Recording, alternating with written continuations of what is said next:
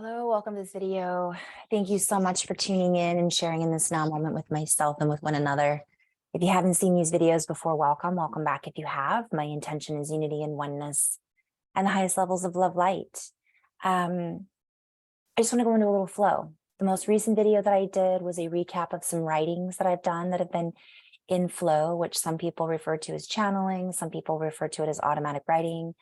I've done a few energy updates prior to that, if you're interested.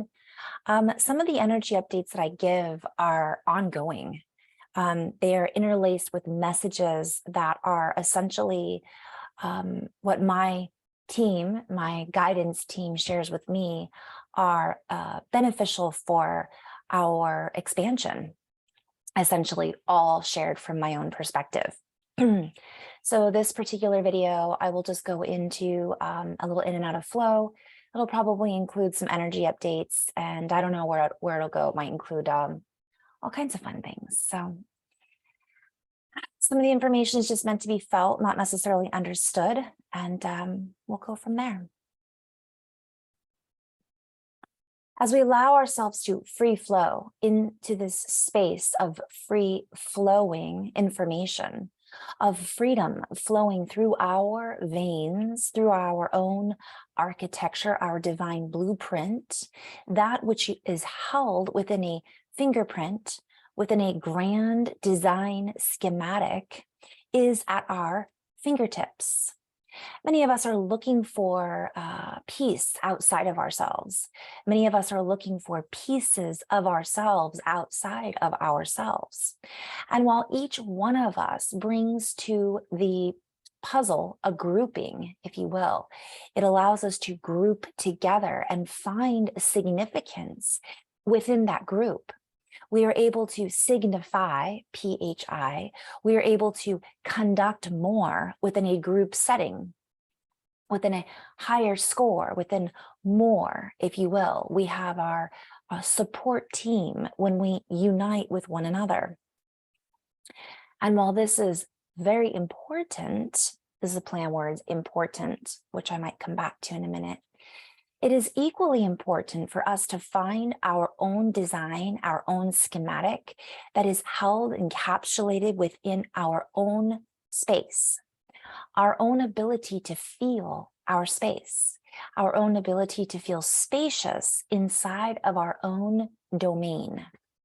For if we are not looking within and we are not home, in our own skin, we cannot truly find that which it is that we are looking for beyond the within.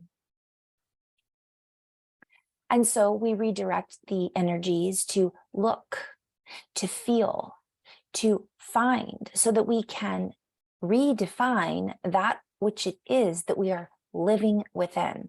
So I'm being called to stop just for a moment and play with this. So a lot of these are plays on words. And I keep seeing PHI for phi. So, and define, definition. So essentially, I'm seeing a picture of a fuzzy, much like my background, because my office is a mess.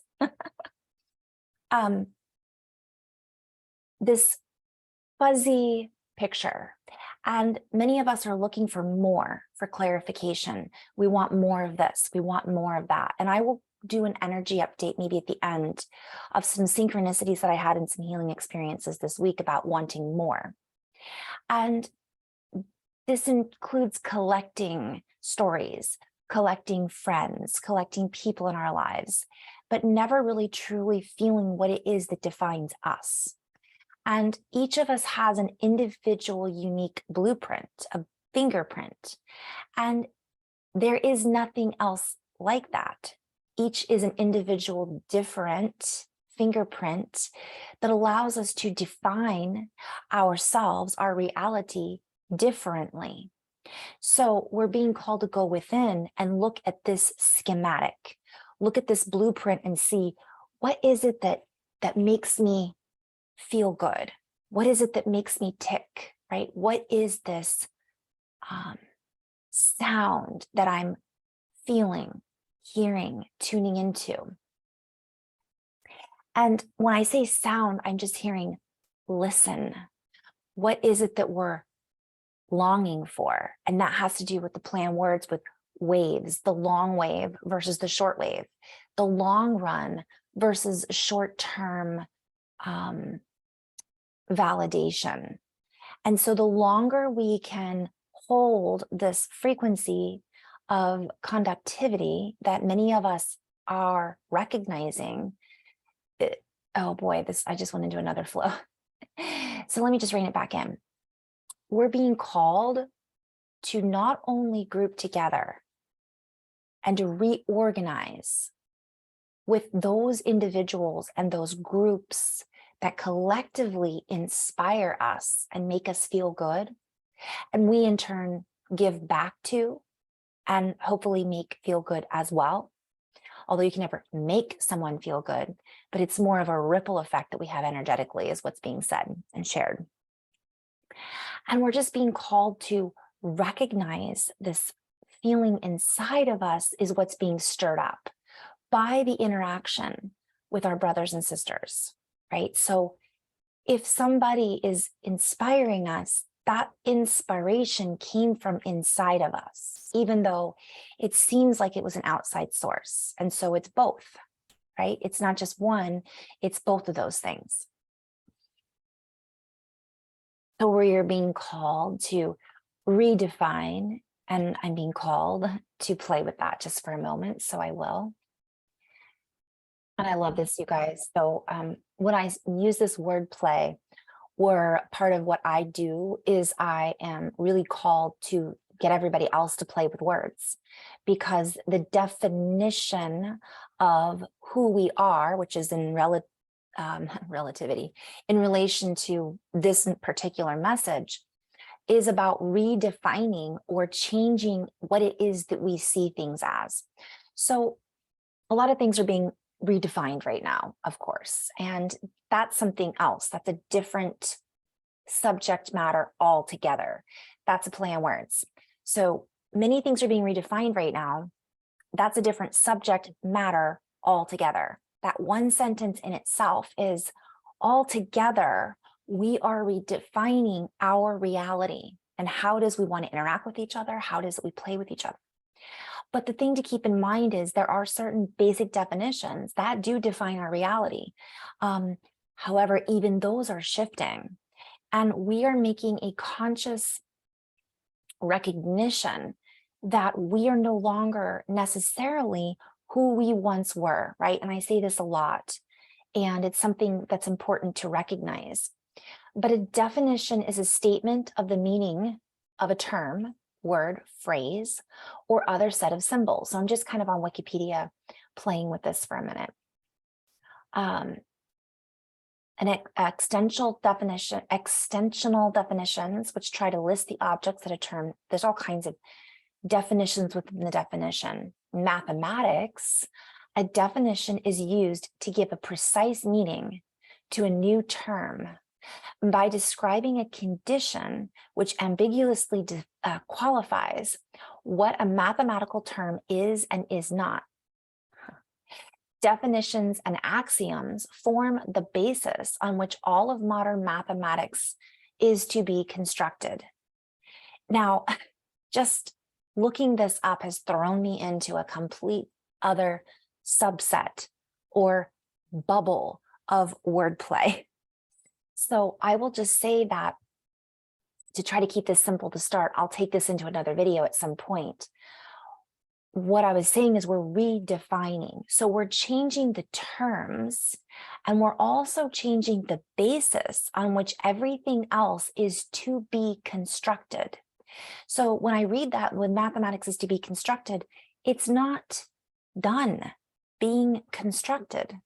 Nothing is truly incomplete, right? We're all one. So we find our oneness within ourselves, yet we are in the process of constructing and redefining in every moment of every day, with every breath, how things look. And what I'm hearing is how we convey, so every moment of every day, how we convey, how we communicate through the wave that we are encapsulated, moving, breathing, and creating within, from within this form. So when I say a form, I can go into so many different other layers. I just have to point out that the last video that I did was a recap on a writing that I had done. And it was all about, it talked about axioms. And an axiom is a postulate or assumption that is taken to be true, to serve as a premise or starting point for further reasoning and arguments. And so we're redefining that which it is that we understand to be true. And this can be, I'm being called to touch on this briefly. From one perspective, this is invaluable. It is infinite. We are constantly going to be redefining ourselves as who we are, what we like, the type of personality we adhere to, and that's a play on words, that we are drawn to, that we listen to, that we attach ourselves to.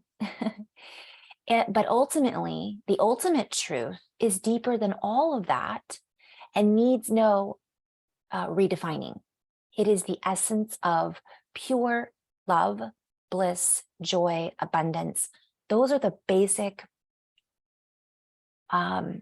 original energies that we are essentially, I'm hearing our founding fathers, our foundational blueprint, that which constitutes, right, the basis of creation in creating harmony.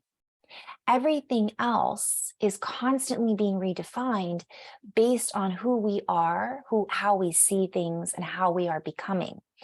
There's always going to be some, like the golden means, right? But that's even an infinite number, if I'm not mistaken. I could be mistaken. But anyways, let's bring it back in.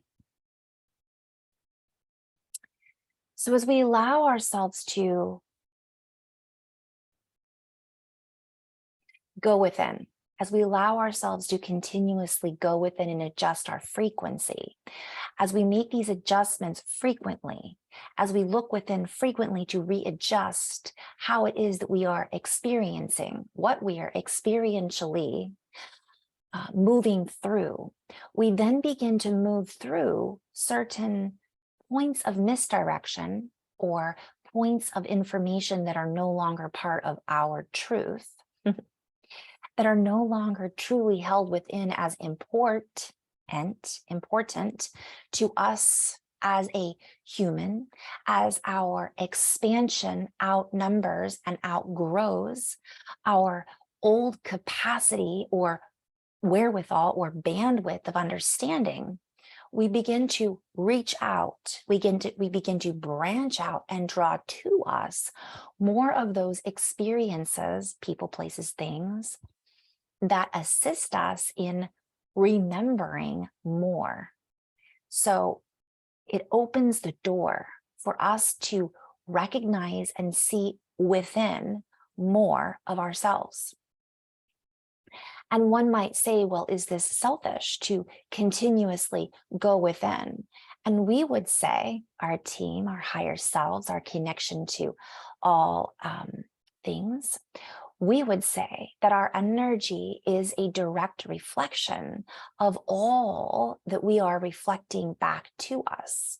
And so the more we focus on our energy and how it is that we are I'm hearing compressing our reality. This leads me to compression and implosion, which I might get to later. You could look that up. The more we then press upon our importance and we move out of an egoic, imported set of rules, and we begin to move into a higher import of that which it is that we are now becoming, creating, unfolding into, unfolding from. For we are managing our resources then. For we have to start with we, us, me. My resource is what is walking forward into the source, the soup that we are all existing within and sharing from one perspective. And as we allow ourselves to continually check back in with our own direction, our own directive as the director of our own frequency, of our own vessel, of our own shipping container, our own shipping source, we then recognize there is more hidden within the package.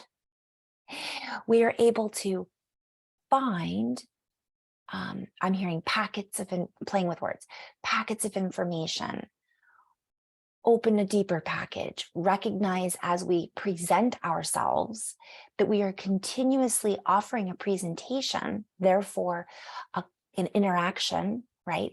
Therefore, we are coexisting with one another as a full set of codes.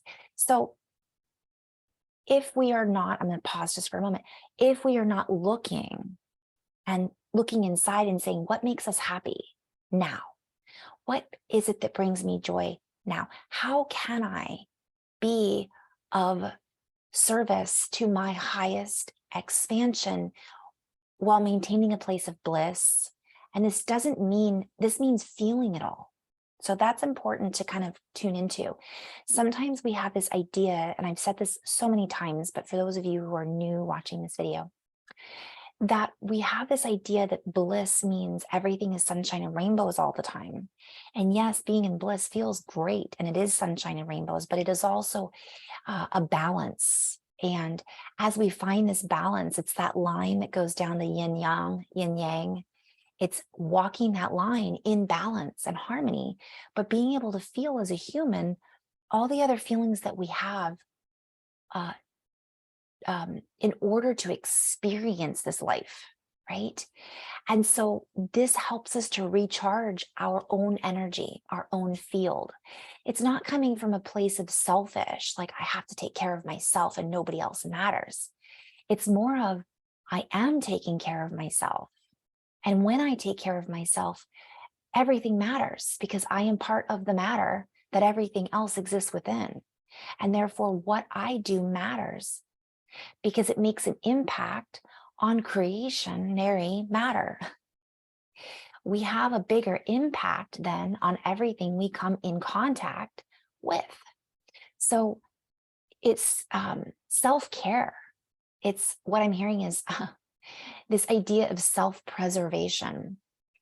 There's a little bit of a dichotomy here that's going on, this push and this pull of this idea of being selfish and being ego versus a service to, I'm going to take a step back and just say, let's come into a place of self-love, self-appreciation, recognizing how much of an impact positively that we can have on others if we care for our bodies, if we take a moment and breathe in the air, breathe in the air.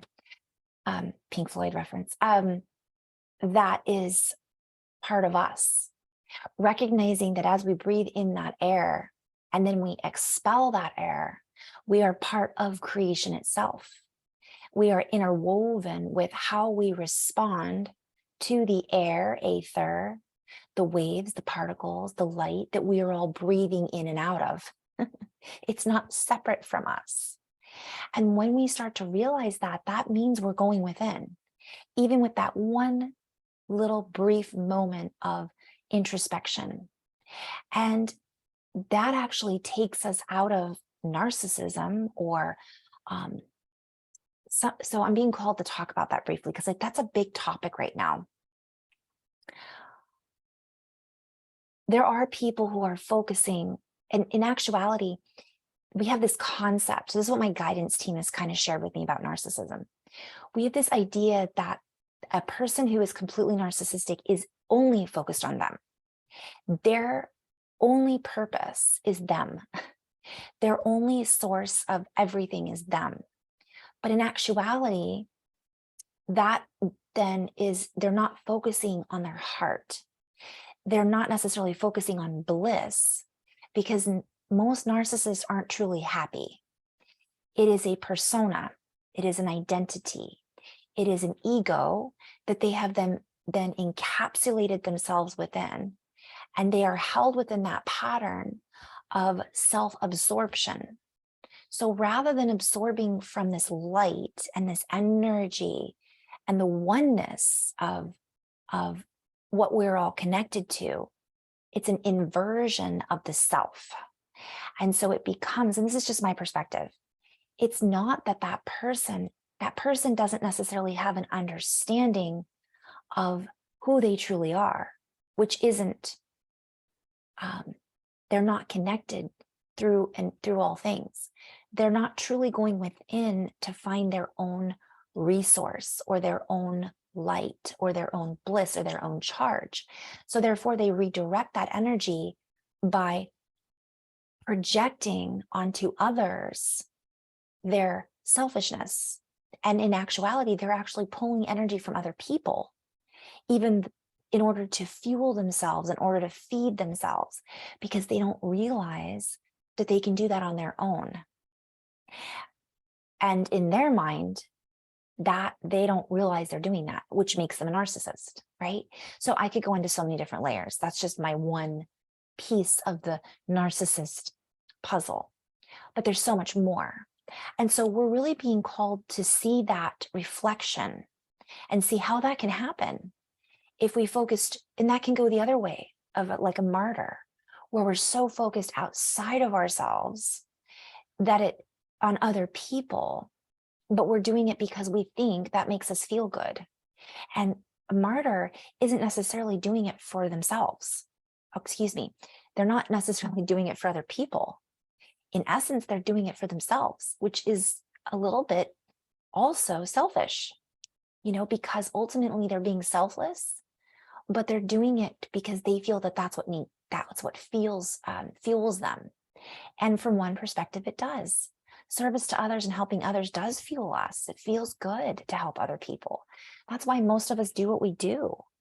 But we still have to come back and feed ourselves, which is the battery, which is the conduit, in order to feed others. And if we don't do that, that's selfish for us. It's forcing us to not go within and to continually, much like a narcissist, but in a completely different way, we're getting our energy from other people. We're not necessarily pulling our energy from other people. We're giving it away, right? And constantly giving it away. And that's a whole other can of worms, because that can come from our feeling of lack of self-worth. We don't deserve, we're not valuable enough to fill up our own coffers. We are instead continually giving it away because we can't hang on to it long enough, because then we feel guilty. And that is associated with shame and other things. And I have so many goosebumps right now. So apparently that's relevant for what's going on in our world. Okay. So when we're thinking of filling our coffers, right, that's just a play on words. I'm hearing, are we filling our coffin or are we filling our coffers? Are we doing things that make us feel less alive or less complete, less whole? Or are we doing things that make us feel happier, giving back to ourselves while simultaneously then letting that ripple out and being shared with everyone we come into contact with? And so I'm just go back into flow for a moment here. And so as we realign, redefine our structure, we find a new signature, a new pattern, a new frequency of conductivity that allows us to create from this new fluidity that perhaps we were unable to see before. And so as we see through this new angle, this new wide lens of perception, we begin to widen that perspective. We begin to branch out renewed. We begin to redefine and work within these expanded views. And from these different angles, we are then able to include more. We are able to include more of those, I'm hearing so much like songs, words, sounds, light, codes, ahas, moments and memories that are more meaningful. And when I say the word meaningful, I'm seeing the golden means, the golden spiral, the Fibonacci sequence, the numbers expand. We begin to raise up in vibration Okay. We can't, a lot of people are looking for the world to fix itself, but we have to start here. And if each one of us took a moment and actually worked on us first, then everything else would fall into place, right? We would have a deeper knowingness of how things needed to be taken care of because we've taken care of ourselves. We feel it. We all of a sudden are open to the answers that previously we weren't able to see because we were looking in one direction. We were perhaps down here, and now we've enhanced that frequency. So we're up here, we can see all of that. Whereas when we're down here, we can see all of this. And again, I don't always like to go use like higher or lower. I like to expand it out into a broader bandwidth, a bigger circle. So then our own, this is all heightened, and the way in which we communicate is also heightened, right? Our senses are heightened. Everything is turned on. And as we turn ourselves on, and you guys, this has so many different meanings about making ourselves happy, about finding what makes us literally like a light bulb turned on. Aha, oh, I just thought of this. This just popped into my mind. What a great creative idea. How can I help? Maybe we all of a sudden know. I had a beautiful interaction with some people the other day, and we were talking about asking, is everything okay? And I realized as I was listening to some of the other stories of individuals who've been through a lot in their lives, I had this aha of when we work on ourselves and we come into contact with someone else, we don't always need to ask them if they're okay. And that person doesn't always need to tell us if they're okay, because we feel it. And we might just be intuitively called to say, I'm here if you need me. Hey, would you like to go get lunch together? Hey, how would you feel? Or we might be called to give them a gift. There are so many times I've randomly had a necklace on, not so many times, but one time in particular that was really significant for me. I had a necklace on with a tree on it, and it was rose quartz. And I worked with someone energetically, and I had just been getting to know this person, and I did energy work with them. And this person had recently lost their partner. And so at the end of the session, we hadn't spoken yet. I had seen this rose quartz. I'd seen a rose, I'd seen rose quartz, I'd seen pink, I'd seen a tree, and I realized I have a necklace on that has all of that. So I just gave it to her, and I liked that necklace, but I can always get another one, right? And I thought, and I thought all these thoughts went through my head, like, is she gonna think this is weird? Maybe she doesn't like the necklace. Maybe she doesn't like accepting gifts, but I just did it. And she was so moved by it because in our energy session, she had seen pink and she had seen roses, the same things I had seen. And she had seen her husband as the tree. And that before she'd only been able to see, it was incomplete. And something about this completed and brought her into a higher state of well-being. It was like validation for what she had seen or experienced, right? It was like the cherry on the cake kind of thing. And plus, and that's me acting on just being open and know thyself. I felt like that's what I needed to do. Sometimes we do that. We give people money.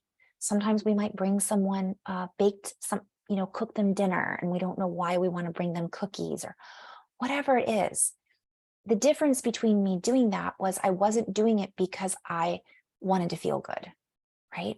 It wasn't because I wanted to, and this is where I'm going back to the difference between ego and now that doesn't mean I haven't done things when I've been an ego, because I have, and I probably still will. But we all do, because that's part of the human experience. And then we recognize that. But I didn't do it just to make me feel good. And I really didn't even do it to make her feel good. I did it because something inside of me told me to do it. It wasn't the voice in my head, which is different than the voice here. It was an inner knowing, and I just did it. The voices in my head as I took the necklace off were the ones that said, should you be doing this? Is this appropriate? Will this be weird? Those were the other voices. And so when we go within, we begin to learn how to differentiate between those voices. Is that my higher self, my more expanded version of my knowingness that's within me? Or is that my monkey mind, right? My brain, my left brain only? Is that brain connecting into the heart that then fills the senses with bliss, that allows a longitudinal interferometry, a connection of waves and patterns of frequency that allows us to feel in the flow of moment to moment to moment? That's the difference. And it's very subtle. And this is where I want to go to next and talk about the subtleties of the waves that we're all existing within. If we're not tuning in to who we are in every moment, and I mean how we're feeling, what it is that we may need to do to express ourselves, breathing, feeling tired, energized, happy, sad, whatever it might be, acknowledging, which I always say, recognize that's a feeling, acknowledge it. If we're not acknowledging it, then we're moving out and we're not really fully interacting in the most expansive way. It's only a portion of us. It's only a piece of us. And then we tend to look for more pieces to fill the void, to fill what's missing, because we haven't made that inner spark or connection yet. So this, I was going to go in and talk about sensitivity, because so many times I work with people who are just new at understanding how it is that they are interacting with themselves. And it takes practice. It takes practice, and it takes us fine-tuning our instrument, our skin suit, our way in which we think and process information. We're being called to do that through our entire being, not just our head, not just our body, to feel into that. It doesn't mean that we're always going to make the right choices. And when I say that, the right choice, that's a whole other video topic. But it does mean that when we make choices, we will be more, it will be more fulfilling in the experiential part of it.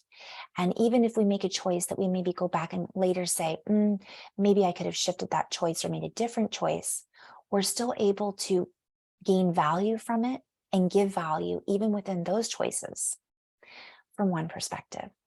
So I'm going to end on that note. I hope that this was helpful for someone out there. And I'm always in my bliss when I offer these messages. And I'm so grateful for everyone watching this and sharing in this and sharing this. And just being in this space of openness to be continued until the next one. Namaste.